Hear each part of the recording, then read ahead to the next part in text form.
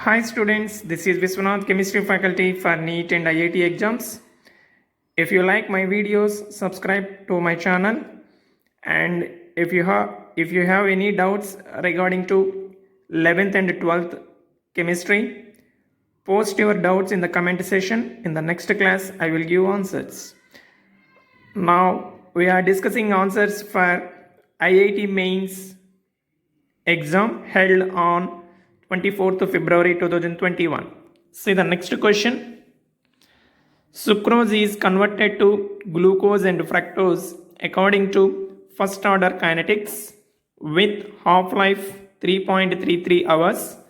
Then find out the value of 100 into log of 1 by f, where f equal to fraction remaining of sucrose at after 9 hours. Given log 2 base 10 value 0.3. Okay students, half-life value is given. After 9 hours, how much fraction of sucrose is remained, we should find out. See this, we know the formula related to rate constant of first order reaction with its half-life, that is K equal to 0.693 divided by T half, given T half equal to how much? 3.33 hours. So T half equal to 3.33 hours. Substitute that one. That implies K equal to 0.693 by 3.33. Now rate constant for expression for first order reaction, K equal to 2.303 by T into log of A by A minus X. A means initial concentration of the reactant, A minus X after time T, concentration of the reactant. Here sucrose undergo decompose is converted to glucose and fructose. Then suppose initial concentration, let it be 1, this is 0. After some time X moles is converted to glucose and fructose, same amount of concentration is decreased from sucrose. So after time T, what is the remaining concentration of sucrose? 1 minus X. Then we can write here 2.303, K equal to 2.303 by T into log of 1 by 1 minus X. For our simple calculation, let 1 minus X equal to F. Okay. So here F means fraction of sucrose left after 9 hours. From this expression K, we can write 0.693 by 3.33, that equal to 2.303 divided by 9. Here T value is 9 hours into log of 1 minus F. Okay, because here 1 minus X we consider as F. Now log of 1 by F equal to how much? 0.813. In the question they asked 100 into log of 1 minus 1 by F. Then how much? 0.813 into 100, that equal to 81.3. So answer is 81.3. So this is the integer numerical type question. With that 10 numerical type questions completed, we have 2 multiple choice questions pending. Let us solve them. Say this multiple choice questions. What will be magnetic moment spin only of the following complex. For these complex ions, spin only magnetic moment we should calculate. See this one, Fe Cl4 2 minus. To calculate magnetic moment, we should find out the oxidation state of the metal atom.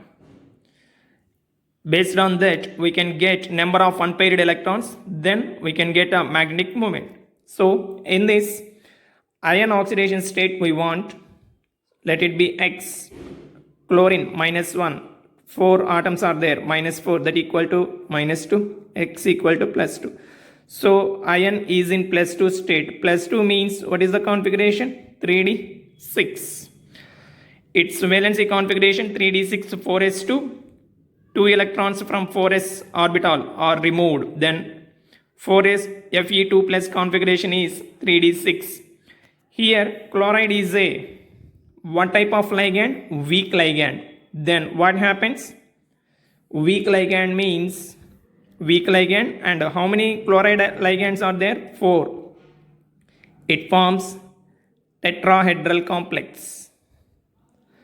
Tetrahedral complex means based on crystal field theory, splitting of d orbitals.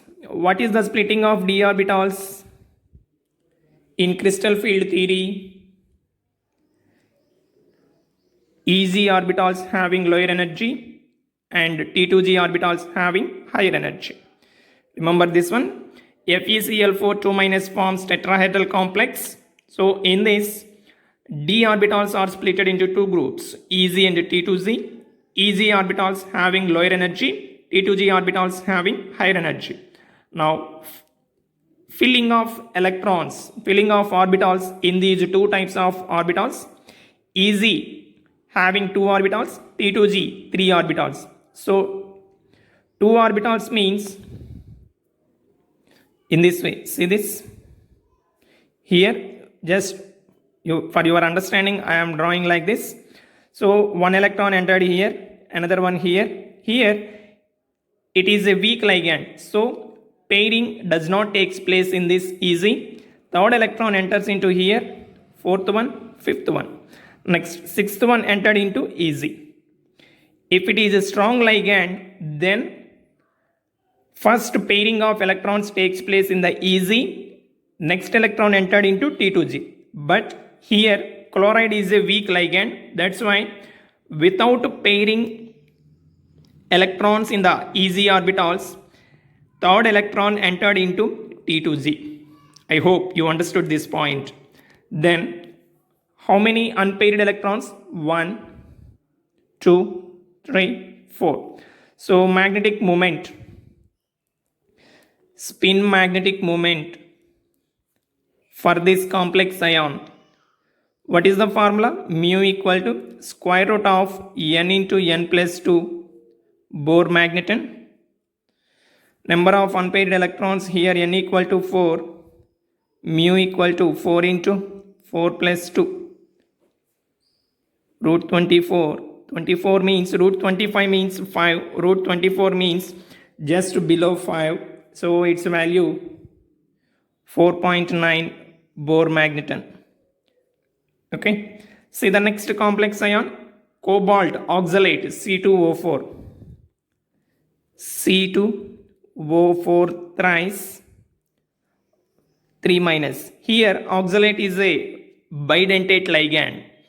2 donor atoms are present in the oxalate. 3 oxalate ligands are there. So total 6 donor atoms attached to the cobalt. Oxidation state of cobalt in this CO3 plus. CO3 plus means what is the configuration? Here also 3d6. Here 6 donor atoms are there. So it can form octahedral complex. Octahedral complex, and it is a strong ligand. It is a strong ligand. Then what about the splitting of d orbitals based upon crystal field theory? T2Z having lower energy, easy having higher energy. T2G means 3 orbitals, easy 2 orbitals. Total how many electrons? 6 electrons are there. Here oxalate is a strong ligand, so pairing takes place. 1, 2, 3, 4, 5, 6. For easy, 0. No electron is entered into easy orbitals in this complex ion. All the 6 electrons are entered into T2G orbitals. Then how many unpaired electrons in this? Number of unpaired electrons here 0. Then magnetic moment mu equal to square root of n into n plus 2. N value 0, mu equal to 0 magnetic moment. So it is a diamagnetic. Remember this. It is a diamagnetic. Next ion MnO4 2 minus. What is the name? MnO4 2 minus means manganate ion. Actual compound is complete compound K2MnO4. So potassium ions are removed, then we can get anion, that is MnO4 2 minus. It is a tetrahedral ion. MnO4 2 minus is a tetrahedral. In this manganese oxidation state, Mn plus 6 means 3D1 configuration. So tetrahedral complex. Tetrahedral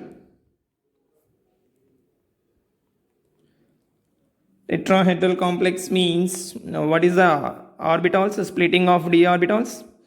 Easy orbitals having lower energy, T2G orbitals having higher energy.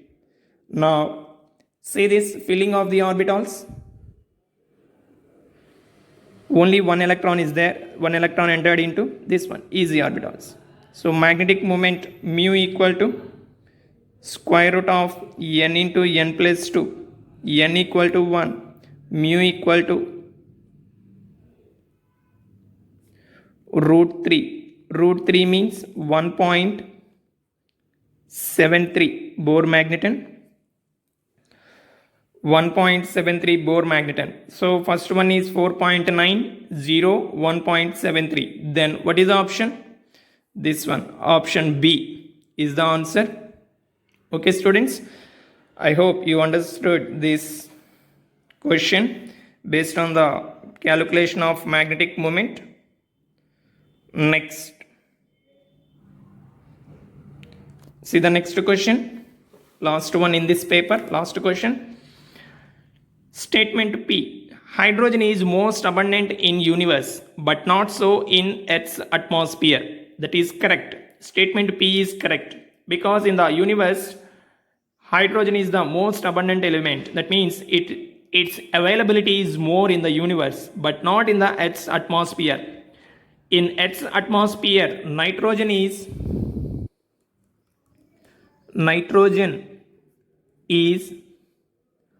most abundant. Nitrogen is most abundant in Earth's atmosphere. But in the universe, hydrogen is the most abundant element. So statement P is correct. Next, statement R, hydrogen is the lightest element. This is also correct. Already we know that hydrogen atomic mass is least compared to remaining elements in the periodic table.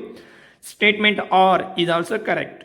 Statement P, statement R, both are correct, but statement R is not the explanation for statement P.